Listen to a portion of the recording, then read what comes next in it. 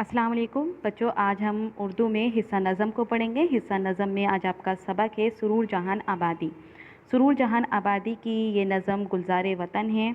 बच्चों, इस नज़म में वो अपने वतन के लोगों से मेल मिलाप और अपने वतन को दिलकश बनाने की अपील कर रहे हैं। वो कहते हैं कि सारे हिंदुस्तानी अगर मिल जाएं और इत्तेफाक से रहें तो अपने वतन को एक खूबसूरत कुंज बना देंगे। ठीक है, तो आइए हम अपनी इस नज़म को शुरू करते हैं। इनकी नज़म का पहला शेर है।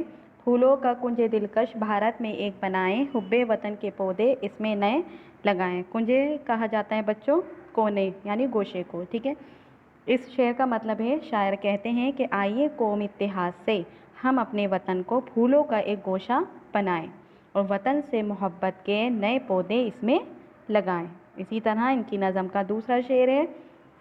फूलों में जिस चमन के हों बोएं जानिसारी, हुब्बे वतन की कलमें हम उस चमन से लाएं। जानिसारी कहा जाता है बच्चों जान कुर्बान करने को, और कलमें कहा जाता है कि एक पौधे से या दरख्त से छोटी सी शाख काटकर दूसरे पौधे या दरख्त में लगाई जाती है, उस शाख को कलम कहते हैं। ठीक है, तो इस शेर का मतलब है कि जिस चमन के फूलों में जान कुर्बान करने की खुशबू हो, उस चमन के फूलों से हम वतन से मोहब्बत की कलमें लाएं। इसी तरह इनकी नज़म का तीसरा शेर है। खूने जिगर से सींचे हर नख्ल आरज़ू को, अश्कों से बेल बूटों की आबरू बढ़ाएं। नख्ल कहा जाता है बच्चों पौधे को। ठीक है, इस शेर में शायर कहते हैं कि ए हम वतनों यानी ए वतन वालों, आरज़ू के हर पौधे को खूने जिगर से सींचें। जो हमारी आरज़ू है हम उसके हर पौधे को अपने खून से सींचें। ठीक है, और अश्कों को कहा जाता है आंसुओं को, और अपने आंसुओं से उन बेल बूटों की आबरू बढ़ाएं। ठीक है, क्या मतलब हुआ बच्चों इस शेर का कि शायर कहते हैं कि ए हम वतनों, आरज़ू के हर पौधे को खूने जिगर से सींचें और अपने आंसुओं से उन बेल बूटों की आबरू बढ़ाएं। इसी तरह इनकी नज़म का चौथा शेर है। एक एक गुल में फूंके रूहे शमीम वहदत, एक एक कली को दिल के दामन से दें हवाएं। शमीम शमीम वहदत कहा जाता है, शमीम यानी खुशबू, और वहदत कहा जाता है तन्हा को। ठीक है, तो इस शेर का मतलब है हम मुत्तहद होकर यानी हम एक होकर इस वतन नुमा फूल में कौमी यकजहती यानी कौमी इत्तेफाक की रूह फूंक दें और इस चमन की हर एक कली को अपने दिल के दामन से हवा दें।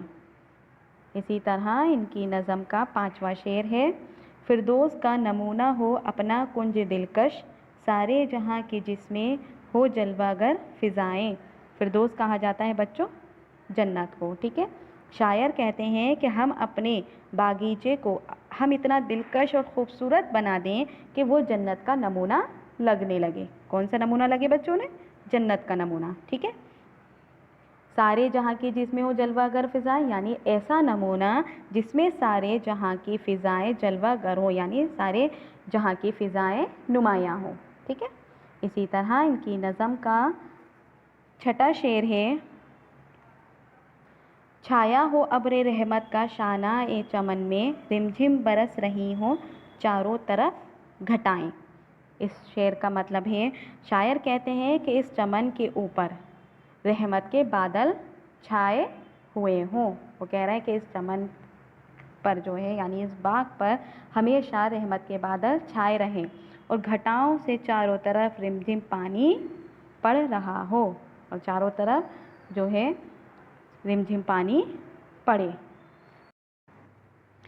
इस नज़म का सातवां शेर है। मुर्गान बाग बनकर उड़ते फिरे हवा में, नगमे हो रूह अफ़ज़ा और दिल रुबा सदाएं।